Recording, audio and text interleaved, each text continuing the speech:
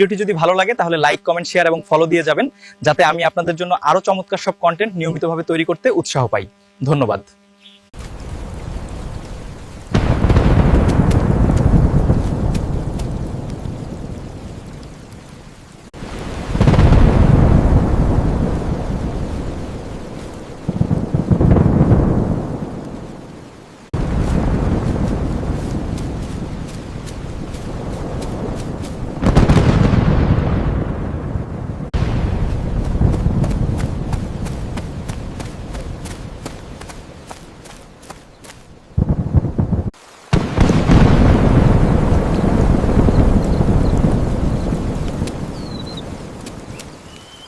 Why do storms always choose to arrive exactly when I am out in the middle of nowhere?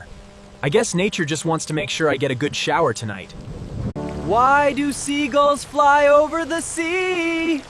Because if they flew over the bay, they would be bagels. Why do storms always seem to arrive when I am furthest from home? I guess it is just one of those unpredictable nights in the countryside.